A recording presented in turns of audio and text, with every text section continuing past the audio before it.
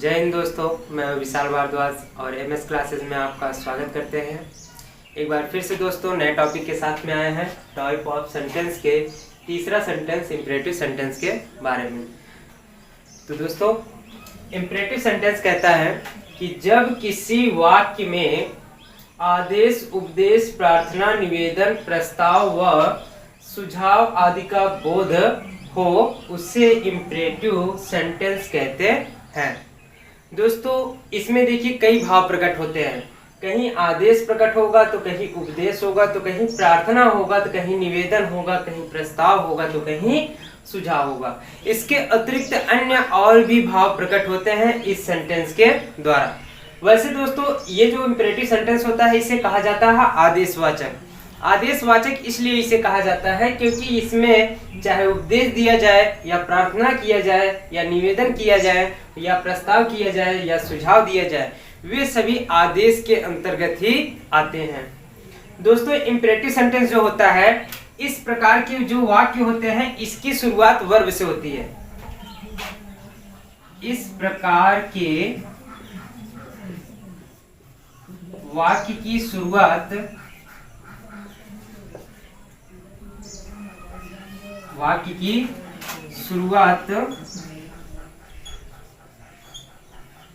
Verb से होती है तथा वाक्य में कर्ता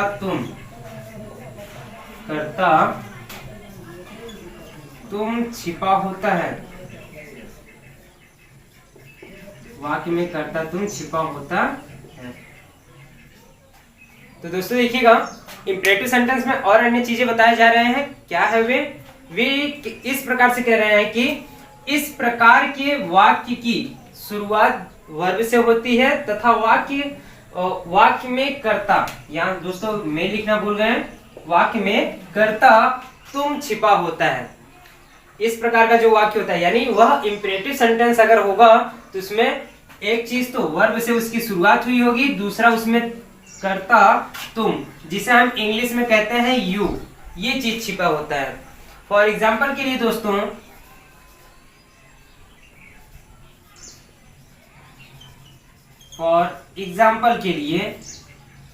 जैसे पहला है help the poor and needy. Help the poor and needy, इसका तात्पर्य होता है दोस्तों यानी गरीब और जरूरतमंद की सहायता करो। गरीब और जरूरतमंद की सहायता करो। तो यहाँ दोस्तों देखिए हम तो इंग्लिश वाक्य की शुरुआत देखिए किससे हुई है, वर्ब से हुई है, जैसा कि बताया गया था। यहाँ पर आपको पहचान करने में आसानी होगी। सेंटेंस देखिए दोस्तों अधिकतर जो हाई स्कूल और 9th के सिलेबस में हमारा सेंटेंस होता है वहां पर इंग्लिश में सेंटेंस आते हैं, यानी उसके ऑर्डर को चेंज करना होता है या उस सेंटेंस को अन्य सेंटेंस में चेंज करना होता है। तो वहां सेंटेंस की पहचान आवश्यकता होती है, ना कि उसकी परिभाषा। तो आप सेंटेंस की पहचान को बखूबी ही समझ लें। अगर आपको ना समझ में आता है तो आप कमेंट करके बताएं, हम आपको और अच्छे तरीके से समझाने का प्रयास करेंगे। तो दोस्तों देखिए यहाँ पर ये जो हेल्प है यानी हेल्प शब्द आपका वर्ब है, उसके बाद ये शेष सेंटेंस का भाग है, तो इधर से हमें कोई मतलब नहीं। इंपरेटिव सेंटेंस की शुरुआत सिर्फ वर्ब से होती है और उसके साथ में ऑब्जेक्ट है या कॉम्प्लीमेंट है, ये कोई मायने नहीं रखता है। तो इस प्रकार से दोस्तों यह एक आपका इंपरेटिव सेंटेंस है। रही बात इसमें अब भाव कौन सा प्रकट हुआ है, जैसे यहाँ पर अनेक प्रकार के भाव दिए गए हैं ना, आदेश, उपदेश, प्रार्थना, निवेदन, प्रस्ताव व सुझाव। तो इसमें से हम पता करते हैं। तो दोस्तों आपको बता दें इंपरेटिव सेंटेंस में अनेक जो भाव होते हैं वह अनेक पहचानों के साथ में प्रयोग होते हैं। जैसे आदेश और उपदेश की शुरुआत ही वर्ब से होती है। आदेश और उपदेश की शुरुआत ही वर्ब से होती है और प्रार्थना या निवेदन वाले वाक्य में प्लीज या काइंडली शब्द आया होता है और प्रस्ताव वाले वाक्य की शुरुआत लेट प्लस अस से हुई होती है और सुझाव वाले वाक्य की शुरुआत लेट प्लस इट या देयर से हुई होती है। तो देखिए दोस्तों यहाँ पर वर्ब है ना, तो जब वर्ब है मतलब इसमें से या तो ये आदेश हो सकता है या फिर क्या हो सकता है, उपदेश हो सकता है। तो यहाँ पर हम क्लियर करते हैं। आपको बता दें जो कार्य सतत रहने वाली है, कहने का तात्पर्य ये है दोस्तों कि अगर वह कार्य हमेशा करना चाहिए तो मतलब वह उपदेश है, अगर वह कार्य तभी करना चाहिए जब कहा जाता है तो वह आदेश है। तो यहाँ वाक्य का अर्थ है कि help the poor and needy, यानी गरीब और आवश्यकतामंद लोगों की मदद करो। तो यहाँ पर आपको क्या समझ में आया? तो यहाँ पर ये दोस्तों दे रहा है उपदेश। क्या दे रहा है? उपदेश। क्योंकि उपदेश जो है ये हमेशा किसी कार्य को करने के लिए कहा जाता है या किसी कार्य को एकदम नहीं करने के लिए कहा जाता है। जैसे यहाँ पर हेल्प द पुअर यानी गरीब की मदद और जरूरतमंद की मदद हमें हमेशा करनी चाहिए, ये आवश्यकता को व्यक्त कर रहा है। दूसरा सेंटेंस लाते हैं दोस्तों। दूसरा है आपका जैसे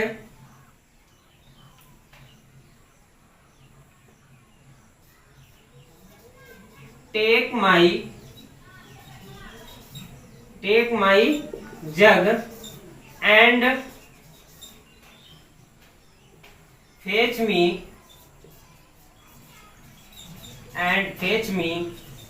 some milk. Take my jug and fetch me some milk. दोस्तों कह रहे हैं कि टेक माई जग। यहाँ पर अगर हम देखें दोस्तों तो कंजक्शन के माध्यम से यहाँ पर दो सेंटेंस व्यक्त कर दिए हैं। एक तो बता रहा है टेक माई जग एंड दूसरा ये कह रहा है फेच मी सम मिल्क। तो इस प्रकार से सेंटेंस में देखिए यहाँ वाक्य की शुरुआत किससे हुई है दोस्तों? वर्ब से हुई है। तो मतलब ये क्लियर होता है कौन सा सेंटेंस है? इंपेरेटिव सेंटेंस, क्योंकि यहाँ बताया गया है कि वाक्य की शुरुआत किससे होती है दोस्तों? वर्ब से होती है। तथा अगर हिंदी अनुवाद हम निकाले हैं तो इसमें कर्ता तुम छिपा होता है, कर्ता तुम छिपा होता है। तो यहाँ पर टेक माई जग मतलब मेरा जग लो and fetch me some milk और मुझे कुछ दूध लाकर दो। फेच का मतलब लाकर देना। तो यानी take my jug and fetch me some milk मतलब मेरा जग लो और मुझे कुछ दूध लाकर दो। तो दोस्तों यहाँ पर क्या कहा गया है आप समझ सकते हैं।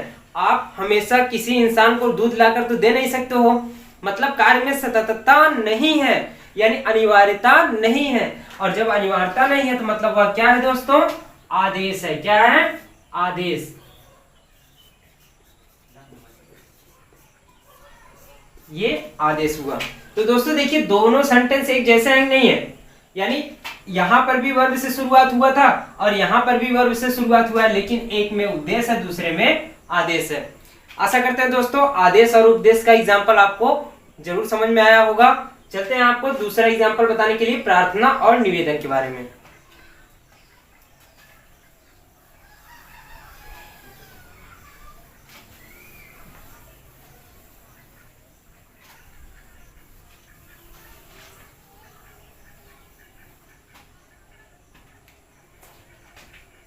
तीसरा एग्जाम्पल दोस्तों kindly help me, kindly help me. तो दोस्तों अगर किसी वाक्य में ये काइंडली शब्द आ जाता है या काइंडली के साथ साथ में निवेदन व्यक्त करने के लिए प्लीज शब्द भी होता है। जैसे अगर हम अगला एग्जाम्पल है, जैसे चौथा एग्जाम्पल आपका है please give me your pen, please give me your pen. अगर दोस्तों किसी वाक्य में काइंडली शब्द आ जाए या फिर प्लीज शब्द आ जाए तो मतलब या तो वहां पर प्रार्थना व्यक्त होगा या फिर निवेदन व्यक्त होता है। तो काइंडली शब्द जहां होता है उसमें प्रार्थना व्यक्त होता है। जैसे यहाँ पर काइंडली शब्द है ना, तो यहाँ पर क्या व्यक्त हो रहा है दोस्तों? प्रार्थना। स्पष्ट करते हैं अभी आपको, ये प्रार्थना व्यक्त कर रहा है। दूसरा जहां पर प्लीज शब्द होता है वहां पर निवेदन करता है। क्या करता है दोस्तों? निवेदन करता है। ये भी बता रहा है कैसे हुआ, देखिएगा। कह रहे कि काइंडली हेल्प मी, कृपया मेरी मदद कीजिए, यानी दोनों का अर्थ है प्लीज और काइंडली का मतलब दोनों का अर्थ कृपया ही है। यहाँ पर कृपया मेरी मदद कीजिए। तो यहाँ पर जब आप मदद करने के लिए किसी से कहते हो तो मतलब आप उससे प्रार्थना करते हो, उसे विनम्र निवेदन करते हो, यानी विनम्र निवेदन करना ही प्रार्थना के अंतर्गत आता है दोस्तों। और दूसरा वाक्य है please give me your pen, कृपया मुझे तुम्हारी पेन दो। यहाँ दोस्तों अपनी नहीं कहेंगे क्योंकि यहाँ पर योर है, इसलिए ये तुम्हारी कहा जाएगा। कृपया मुझे तुम्हारी पेन दो।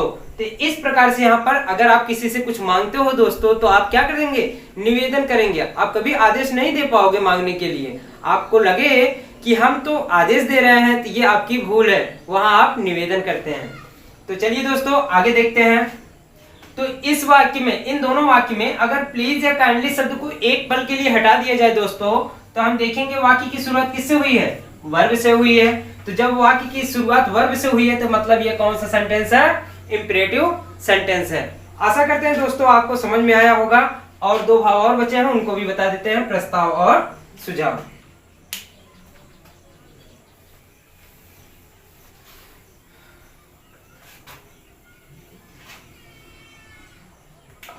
अगला एग्जाम्पल है पांचवा, प्रस्ताव के लिए। कहता है, जैसे एग्जाम्पल है, let us go to play. Let us go to play now. Let us go to play now. दोस्तों आइएगा, थोड़ा सा आगे जाइएगा। हमने आपको बताया था प्रस्ताव वाले वाक्य में वाक्य की शुरुआत किससे होती है, लेट अस से होती है। अगर लेट के साथ में अस आपका पाया जाता है तो मतलब वह क्या होता है, प्रस्ताव होता है दोस्तों। तो यहाँ देखिए लेट अस से शुरू हुआ है और यह कैसे प्रस्ताव है इसको भी हम एक्सप्लेन करते हैं। कह रहे हैं कि let us go to play now, यानी अब हमें, यहाँ नाउ की वजह से अब जुड़ रहा है। नाउ का मतलब अब होता है, यानी अब हमें खेलने के लिए जाने दो। अब हमें खेलने के लिए जाने दो, मतलब अब आप प्रस्ताव रख रहे हैं किसी के सामने, हमें जाने दीजिए। ठीक, तो इस प्रकार से यह वाक्य आपका प्रस्ताव प्रकट कर रहा था। अगला sentence, let it be a circle. Let it be a circle. ध्यान दीजिएगा दोस्तों, अगर हम कोई ऐसे गोलाकार वस्तु देखते हैं, गोलाकार वस्तु देखते हैं तो हमारे दिमाग में तुरंत आता है, अरे ये तो गोलाकार है, ये कैसा है, गोलाकार है। तो वही चीज कह रहे हैं यहाँ पर दोस्तों कि let it be a circle. यह एक सर्कल होगा। सर्कल का मतलब एक वृत्त होगा, यह एक वृत्त होगा। तो जब आपके वाक्य में लेट के साथ में इट या देयर जुड़ा होता है तो वहां पर आपका आता है क्या, सुझाव। यानी यहाँ पर ये सुझाव दे रहे हैं कि ये जो दृश्य बना है यह कैसा है, सर्कल है, यानी वृत्ताकार है। तो वृत्ताकार ये देखने में लग रहा है ना, इसी प्रकार से वह सुझाव दे रहे हैं। तो आशा करते हैं दोस्तों आपको इंपरेटिव सेंटेंस जरूर समझ में आया होगा। अब चलते हैं नेक्स्ट टॉपिक पर, ऑप्टेटिव सेंटेंस।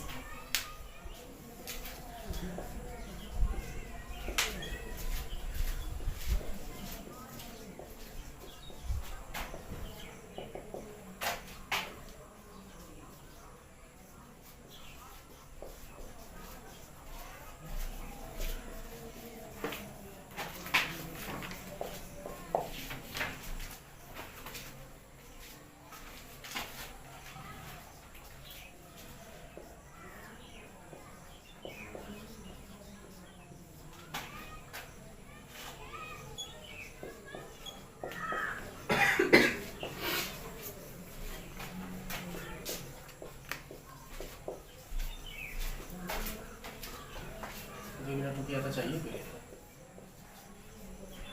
हम लिख लीजिए, जब इच्छा कामना आशीर्वाद वरदान या अभिशाप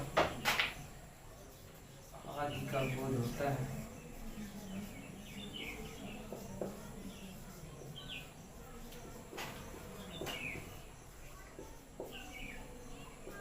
बंद करें अन्य वीडियो को।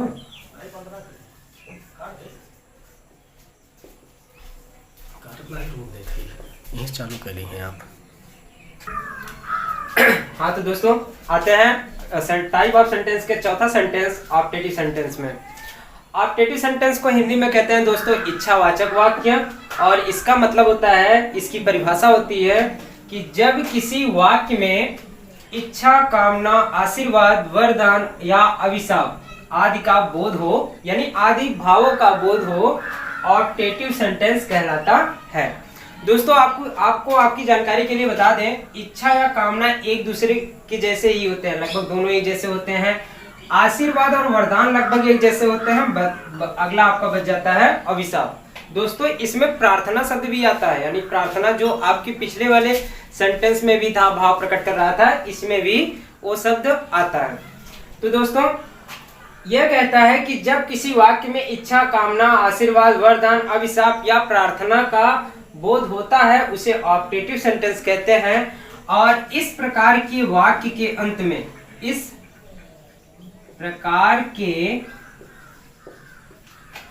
वाक्य की शुरुआत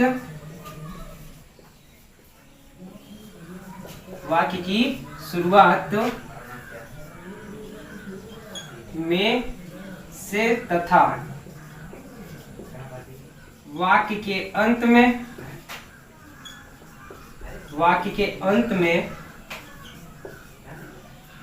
विस्मयादि बोधक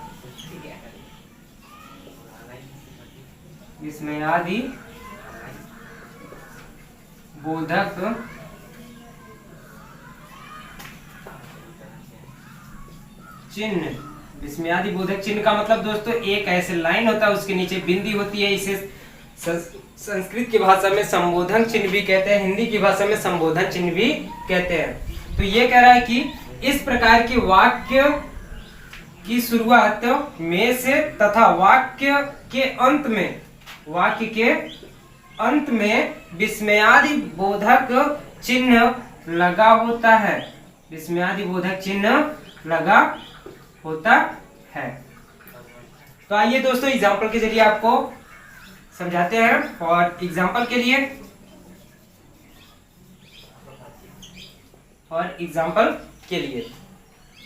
पहला एग्जाम्पल, जैसे दोस्तों आप अक्सर देखते होंगे, कभी कभी आप किसी बर्थडे पार्टी में जाते हैं, वहां जिसका बर्थडे होता है आप जरूर बोलते हो हैप्पी बर्थडे टू यू। तो यहां पर इस प्रकार का सेंटेंस, यानी happy birthday to you dear, या सिर्फ इतने ही रहने देते हैं और वाक्य के अंत में नोट ऑफ एक्सक्लेमेशन लग गया।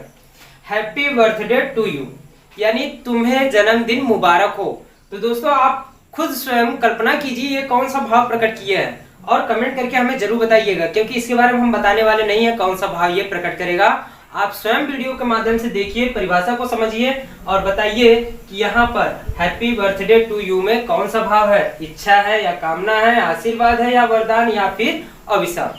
दूसरा सेंटेंस है दोस्तों, मे सक्सेस किस योर फीट। तो दोस्तों देखिएगा, हमने जैसा बताया है आपको ऑप्टेटिव सेंटेंस में कि इस प्रकार के वाक्य की शुरुआत में से तथा वाक्य के अंत में विस्मयादि बोधक चिन्ह लगा होता है। यानी वाक्य की शुरुआत में से होगी तथा वाक्य के अंत में विस्मयादि बोधक चिन्ह। तो देखिए दोस्तों यहाँ पर में आपको मिल गया और वाक्य के अंत में नोट ऑफ एक्सक्लेमेशन यानी विस्मयादि बोधक चिन्ह का बोध हो गया है। यहाँ कह रहे हैं कि मे सक्सेस किस योर फीट, मतलब सफलता तुम्हारे कदम को चूमे या सफलताएं तुम्हारे कदम के तले आए या कदम के नीचे आती रहें। तो दोस्तों इस प्रकार के वाक्य जो है यहाँ पर आपका किसका बोध करता है दोस्तों, कामना का बोध करता है। तीसरा सेंटेंस देखते हैं दोस्तों। तीसरा सेंटेंस है may you live long, may you live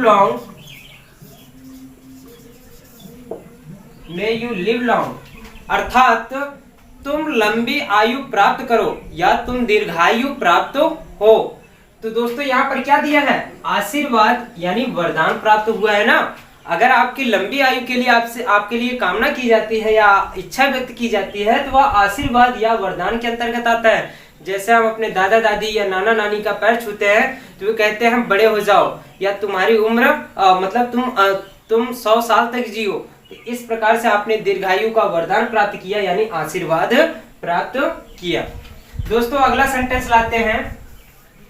जैसे ध्यान दीजिएगा दोस्तों, जब आप घर पे पढ़ाई नहीं करते हो तो आपसे रुष्ट होकर आपके माता पिता या आपके बड़े भैया या दीदी आपको कहते हैं न पढ़वा तो फेल हो जाबा दोस्तों। तो उसी तरह हम आपको लाते हैं अगला एग्जांपल, जैसे मे यू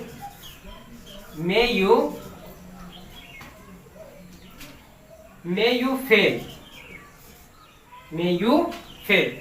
अब यहाँ पर देखिए दोस्तों, मे यू फेल मतलब यहाँ वाक्य की शुरुआत में से हुई है और वाक्य के अंत में नोट ऑफ एक्सक्लेमेशन है, और जब वाक्य के अंत में नोट ऑफ एक्सक्लेमेशन वाक्य की शुरुआत में से हुई है तो मतलब यह दोस्तों क्या व्यक्त कर रहा है, इम्परेटिव ऑब्जेक्टिव सेंटेंस को, और ऑब्जेक्टिव सेंटेंस मतलब यहाँ पर क्या व्यक्त हो रहा, अभिशाप। कैसे, ध्यान दीजिएगा, मे यू फेल मतलब तुम असफल हो जाओ, तुम फेल हो जाओ। तुम जब आपको दोस्तों कुछ बुरा कहा जाए, आपके लिए कुछ बुरा भला कहा जाए तो वह आपका होता है अभिशाप के अंतर्गत आता है। तो आशा करते हैं दोस्तों आपको ऑब्जेक्टिव सेंटेंस जरूर समझ में आया होगा, और ये भी आशा करते हैं कि आप इसे अपनी नोट्स बुक में जरूर लिखते होंगे। तो दोस्तों आइए चलते हैं नेक्स्ट टॉपिक यानी एक्सक्लेमेटरी सेंटेंस की तरफ। तो दोस्तों पांचवा सेंटेंस आपका है एक्सक्लेमेटरी सेंटेंस, इसे हिंदी में कहते हैं विस्मयादि बोधक वाक्य। कह रहे हैं कि जब किसी वाक्य में हृदय से अचानक कोई भाव प्रकट हो। अब ध्यान दीजिएगा दोस्तों, हृदय से जो अचानक भाव प्रकट होते हैं उसमें आपके दुख है, घृणा है, खुशी है, प्रसन्नता है, क्रोध है, आलस है, आश्चर्य है। इस प्रकार के भाव जो अचानक उत्पन्न हो जाते हैं, किसी भी स्थिति को देखकर अचानक जो प्रकट होते हैं भाव, उसे ही हम कहते हैं एक्सक्लेमेटरी सेंटेंस, यानी वह हृदय से अचानक प्रकट होता है। दोस्तों इस प्रकार का जो वाक्य होता है, इसके वाक्य में यानी इस प्रकार के वाक्य में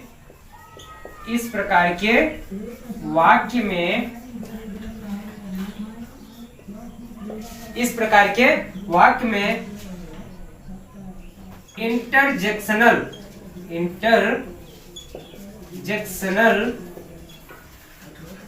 वर्ड आया होता है, इंटरजेक्शनल वर्ड आया होता है तथा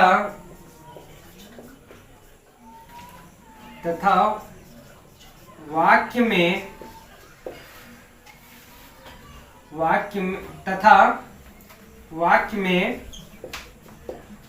विस्मयादि बोधक चिन्ह होता है।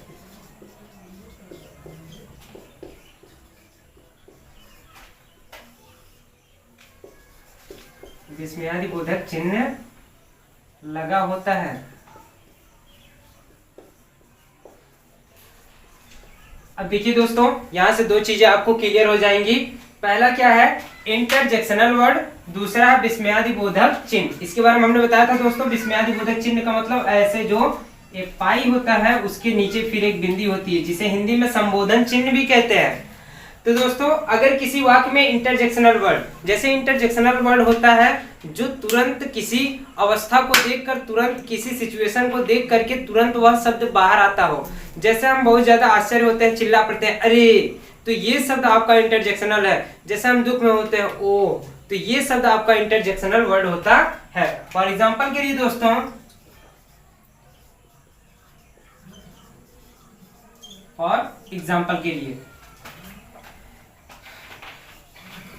एग्जाम्पल है today we have won the match,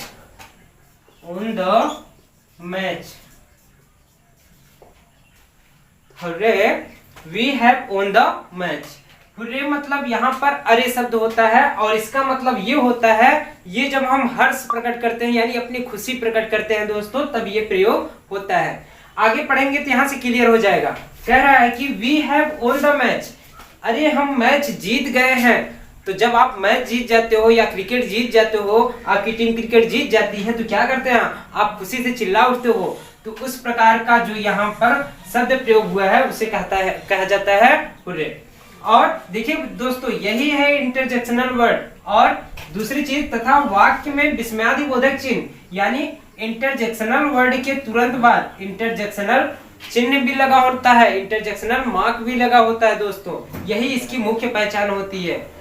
तो इस प्रकार से ये आपका क्या प्रकट कर रहा है, हर्ष प्रकट कर रहा है, यानी खुशी प्रकट कर रहा है, प्रसन्नता। दूसरा अगला sentence, what a beautiful picture, what a beautiful picture is it. इस वाक्य में देखिए दोस्तों, कह रहे कि what a beautiful picture it is it, कितना सुंदर। जब भी दोस्तों ध्यान दीजिएगा, व्हाट से वाक्य की शुरुआत हुई है और वाक्य के अंत में नोट ऑफ एक्सक्लेमेशन लगा हो, तो यह आपका विस्मयादि बोधक सेंटेंस होता है। वैसे तो हम सभी जानते हैं व्हाट से शुरू होने वाला वाक्य इंट्रोगेटिव सेंटेंस होता है, लेकिन उसके वाक्य के अंत में ये क्वेश्चन मार्क लगा होता है, ना कि ये इंटरजेक्शनल मार्क्स। तो दोस्तों इस प्रकार से ये प्रकट कर रहा है आश्चर्य, कह रहा है कि what a beautiful picture is it, यानी कितना सुंदर चित्र यह है, यानी कितना सुंदर यह चित्र है। इस प्रकार से यहाँ पर आश्चर्य व्यक्त हुआ। अगला सेंटेंस, ओह सॉरी दोस्तों, अलस he is dead, he is dead, unless he is dead. जैसे क्या होता है दोस्तों, आकस्मिक किसी की मृत्यु हो जाती है, या मान लेते हैं किसी की भी मृत्यु हो जाती है, तो आप बड़े दुख के साथ कहते हैं अरे वह मर गया है, वह मर गया है। तो सेम उसी प्रकार से है, अनलेस ही इज डेड। तो वो जो आपने अरे शब्द प्रयोग किया वो है आपका अलस है, यानी उसने आपके दुख को प्रकट किया। इस प्रकार से जो एक्सक्लेमेटरी सेंटेंस होता है उसकी यही पहचान होती है कि वह इंटरजेक्शनल वर्ड या इंटरजेक्शनल वर्ड और विस्मयादिबोधक चिन्ह यानी इंटरजेक्शनल मार्क्स के साथ में ही प्रयोग होता है। आशा करते हैं दोस्तों आपको सेंटेंस के सभी प्रकार आपको बहुत अच्छे से समझ में आए होंगे, और हम ये भी आशा करते हो कि आप ये सब नोटबुक में आप लिखे भी होंगे। अगर आपको किसी भी टॉपिक में कहीं भी कंफ्यूजन होगा तो आप हमें वीडियो के कमेंट्स बॉक्स में जरूर कमेंट कीजिए। और अब आपसे मुलाकात होगी अगले वीडियो में नेक्स्ट टॉपिक के साथ। नए दिन। जय हिंद, जय भारत।